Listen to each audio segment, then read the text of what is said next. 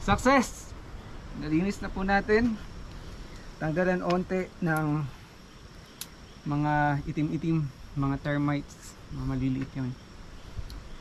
Ano bang tawag doon? Anay, yun. Okay. Nakatulong ang mask. Hindi tayo hinaching. Pero puro alikabok ko. Pwede ba to?